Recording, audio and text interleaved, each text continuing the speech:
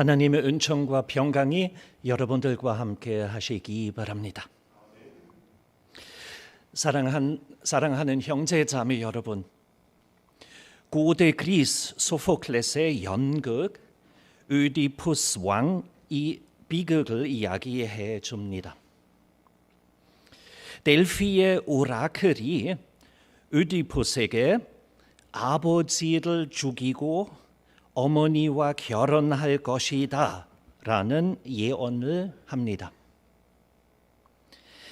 입양된 사실을 모르는 의디푸스가 운명을 피하기 위하여 부모를 떠납니다.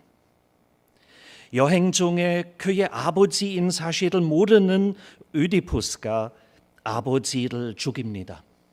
그리고 어머니인지를 모르는 의디푸스가 어머니와 결혼합니다. 사실을 전혀 알지 못했던 의디푸스와 그의 친모가 사실을 알게 된 후에 절망에 빠집니다.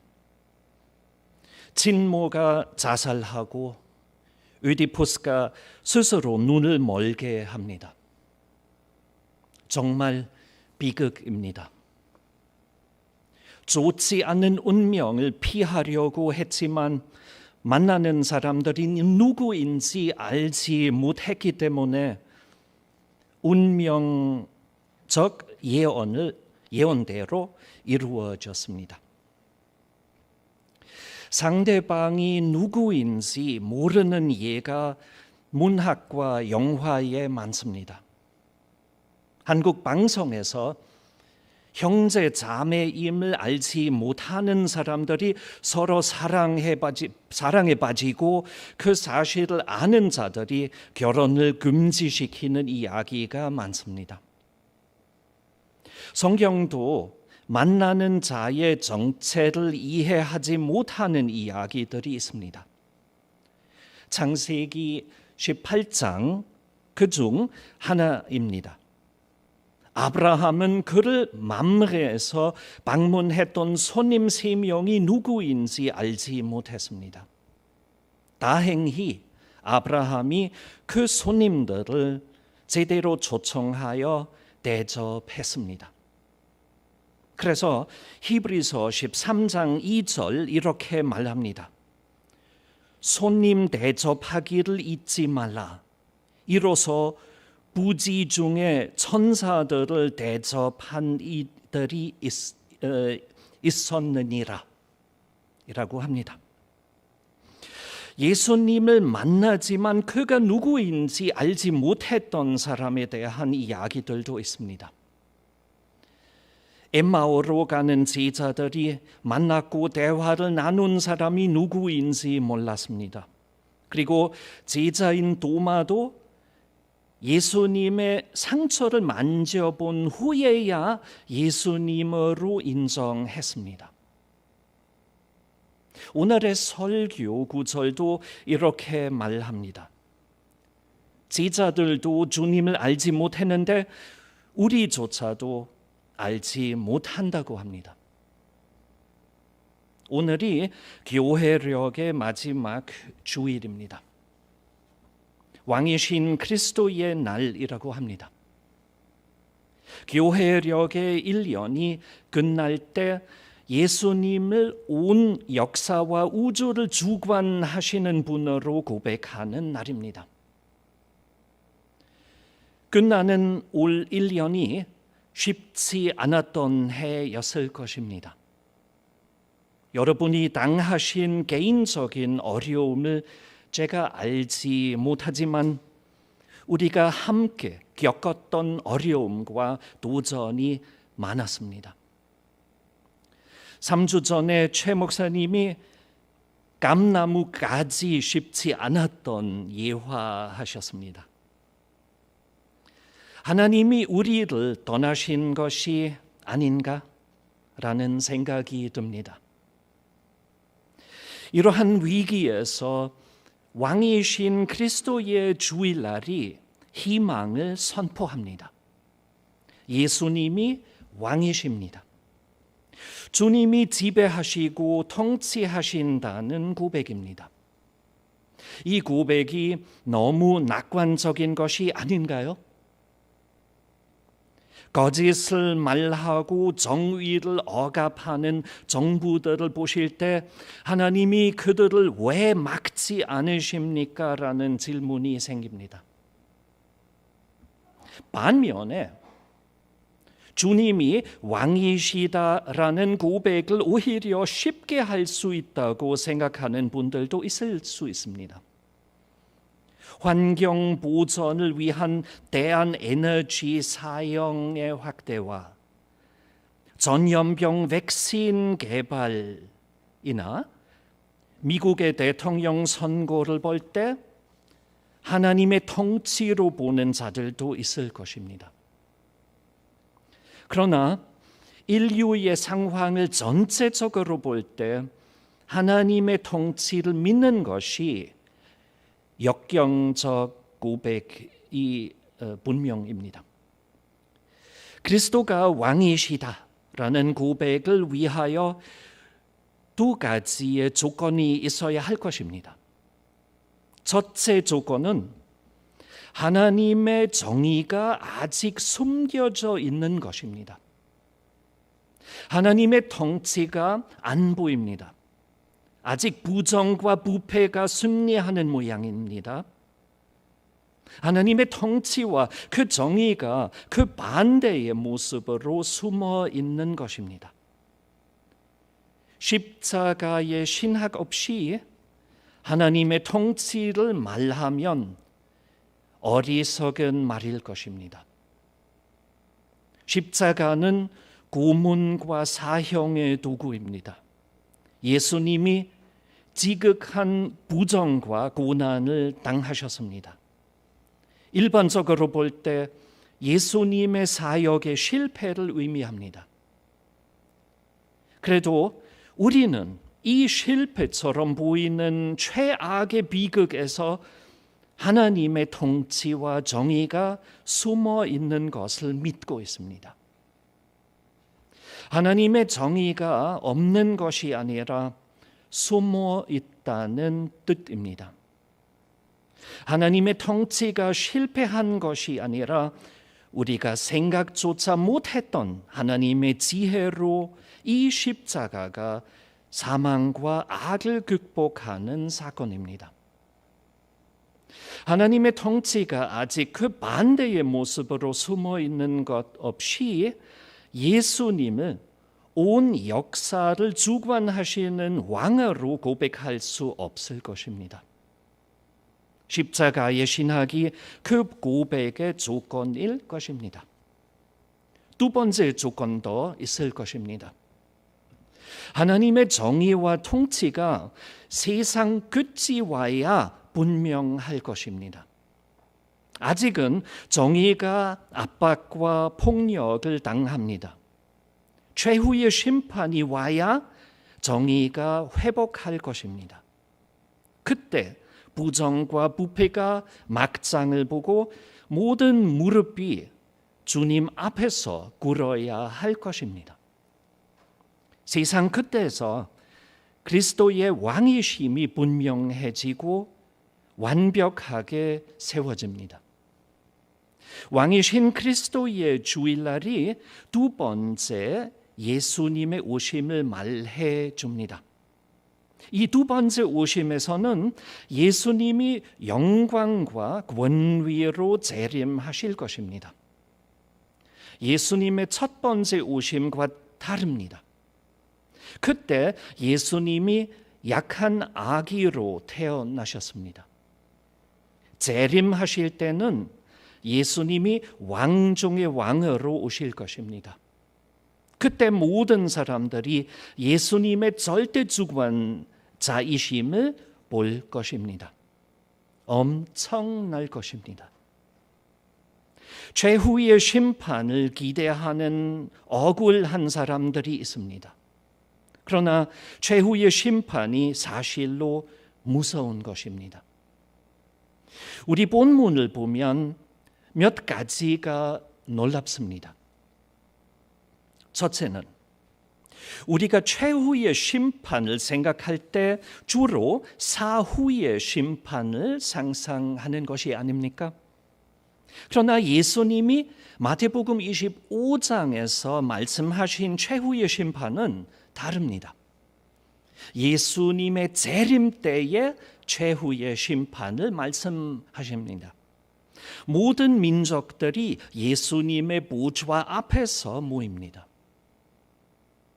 두 번째, 놀랍게도 최후의 심판이 믿음이 있었는지가 아니라 행동을 판단하는 심판입니다. 우리가 종교개혁의 핵심 교리로 믿음만으로 솔라 피데로 구원을 얻는다고 하지 않습니까? 예수님이 여기에서 지극히 다른 것을 말씀하십니다. 행동에 따르는 판결입니다. 그리고 종교개혁의 교리에 따라 개신교회가 자비하신 하나님을 강조하는데 예수님은 여기에서 선행을 안 한 사람에 대한 매우 엄격한 심판을 말씀하십니다. 41절 말씀입니다. 저주를 받은 자들아 나를 떠나 마귀와 그 사자들을 위하여 예비된 영원한 불에 들어가라. 무자비한 판결입니다. 정말 무섭습니다. 많은 교인들이 하나님을 두려워하지 않습니다. 하나님의 은혜와 사랑을 경험했기 때문에 그럴 수 있겠죠.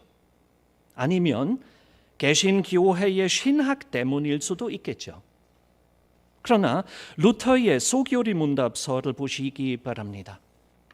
십계명 해설에서 루터가 하나님을 두려워하며 사랑하라고 합니다. 예수님의 최후의 심판이 행동에 따르는 심판입니다. 값싼 은혜가 없습니다. 우리가 최후의 심판을 무서워할 필요가 있을 것입니다. 세 번째로, 판결의 규정이 놀랍습니다. 여러분들이 어떻게 생각하십니까? 천국에 가실 겁니까? 지옥에 가실 겁니까? 교인들에게 물어볼 때 거의 100%로 천국에 간다고 합니다. 지옥에 갈 사람은 항상 타인들입니다. 이해가 되죠. 하나님의 은혜를 경험했고 주님의 사랑도 받고 예수님을 믿기 때문이죠. 그리고 교인이면 악한 행동을 별로 안 하죠. 악한 행동을 별로 안 하니까 지옥에 가지 않을 것이라고 생각하는 것입니다. 그러나 예수님이 말씀하신 최후의 심판에서 선행과 악행이 구별되는 것이 아닙니다. 좋은 행동을 했는지 안 했는지만 판결됩니다. 교인들은 착한 행동을 하죠. 여러분들도 착한 행동을 많이 하시죠. 그러나 문제는 항상 착한 행동만 하는 것이 아니잖아요. 악한 일을 별로 하지 않지만 선행을 안 하는 때가 많지 않아요? 우리 사랑이 약합니다. 우리 마음이 좁습니다. 말해야 하지만 침묵할 때도 있고 도와주지 않을 때도 있습니다. 예수님에 의하면 악한 짓을 안 하는 것이 충분하지 않을 것입니다. 적극적으로 선행을 해야 합니다. 좋은 일을 할 수 있지만 안 하는 것이 악한 행동으로 판단됩니다. 안 하는 선행은 악행입니다. 수동적으로 가만히 사는 것이 그리스도인에게 충분하지 않다는 뜻입니다. 그리스도인들은 선행을 적극적으로 해야 합니다. 잘못된 일에 동참하지 않는 것이 좋은데 충분하지 않은 것입니다. 한 걸음 더 가야 합니다. 악을 선한 것으로 극복해야 합니다. 네 번째도 있습니다. 한 걸음 더 가면 더 까다롭습니다. 보람이 될 수 있다고 생각해서 하는 행동은 아무리 그 행동이 좋아도 선행이 아닙니다. 예수님이 모든 선행을 똑같은 것으로 보지 않습니다. 예수님이 강하고 큰 자에게 하는 행동과 약하고 작은 자에게 하는 행동을 구별하십니다. 지극히 작고 보잘것없는 자를 위한 선행만 칭찬하십니다. 이렇게 특별한 목적을 위하여 하는 행동을 예수님이 선행으로 인정하지 않습니다. 지극히 작은 자를 위한 행동만 예수님이 자기 자신을 위하여 했던 것으로 인정하십니다. 무슨 뜻일까요? 작은 자가 받은 도움을 갚을 수 없는 사람이 아닙니까? 그래서 도움을 받은 사람이 나중에 보상해 줄 것을 기대하지 않고 주는 것으로 만족하는 것만이 선행입니다. 그렇다면 도움을 받을 사람이 보상해 줄 수 없다면 하나님이 그 은혜를 갚아주기를 원하면서 하는 행동은 어떻습니까? 이것도 불가능합니다. 예수님의 말씀에 의하면 선행을 했던 사람들이 선행을 예수님께 했던 것을 알지 못합니다. 선행에 종교적인 목적도 없었습니다. 그냥 했던 것입니다. 이기적인 목적 없이 약한 타인을 위하여 하는 행동만 선행입니다. 이렇게 행동하는 것이 그리스도인들의 특징입니다. 우리가 계산하면서 행동하는 것이 아닙니다. 우리가 전국에 가기 위하여 선행을 하는 것이 아닙니다. 우리가 도움을 필요로 하는 이웃을 볼 때 그냥 도와줍니다. 우리가 하나님이 주시는 사랑의 조진으로 도와줍니다. 그리스도인들이 이기주의와 욕심으로부터 해방된 자들입니다. 우리가 이기적 목적 없는 선행을 할 수 있는 자유가 있습니다. 다섯 번째도 있습니다. 행동에 따르는 최후의 심판은 칭위론과 어울린다는 것입니다. 최후의 심판이 행동에 따르는 심판이지만 주님이 인정하는 선행은 그냥 남을 위하여 하는 행동입니다. 이렇게 사랑의 실천으로서의 행동은 믿음의 결과입니다. 믿음이 선행을 합니다. 좋은 나무에 좋은 열매가 있습니다. 예수님이 말씀하신 선행은 믿음의 결과입니다. 하나님의 은혜로 가능하게 되는 것입니다. 행동에 따르는 최후의 심판이 칭위론에 반대되는 것이 전혀 아닙니다. 칭위가 선행을 할 수 있게 하는 조건입니다. 그리고 선행 없는 믿음은 믿음이 아닙니다. 마지막으로 예수님이 말씀하신 최후의 심판이 뜻밖의 심판이 될 것입니다. 천국에 갈 사람들도 판결에 대하여 놀랍습니다. 선행을 안 했던 사람들이 의디푸스처럼 충격당합니다. 예수님을 만난 줄 알지 못했기 때문입니다. 선행을 했던 자들도 가난하고 힘든 이웃으로 예수님을 만난 사실을 전혀 알지 못했습니다. 그들이 예수님이 가까이 계셨던 것을 최후의 심판을 통하여 갑자기 알게 되는 것이에요. 그 전에 몰랐습니다. 예수님이 계시던 사실을 알지 못했습니다. 우리도 마찬가지죠. 우리도 하나님을 보지 못해서 안 계신 줄로 생각하는 때가 많죠. 그러나 주님이 2-3명이 모인 곳에 계시다고 약속하셨습니다. 그래서 오늘 비대면으로 그 예배로 모였는데도 여기 이 예배에서 우리 가운데 주님이 계실 거예요. 나중에 일상생활로 돌아갈 때도 계실 것입니다.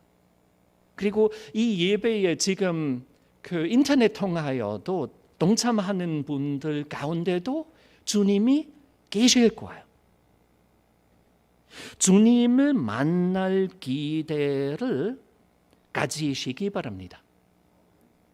우리가 주님을 자주 만날 것입니다. 몰라도 주님을 만난 적이 많습니다. 그 주님과의 만남을 발견하는 것은 중요하죠. 인식하는 것 중요하죠. 의식하는 것 중요하죠. 왕이신 그리스도의 날이 주님이 교회와 세상을 두고 멀리 가신 것이 아님을 기억시킵니다. 주님은 우리가 모르게 세상을 주관하십니다. 왕 중의 왕이십니다.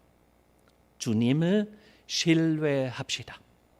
하나님은 멀리 계시지 아니하도다.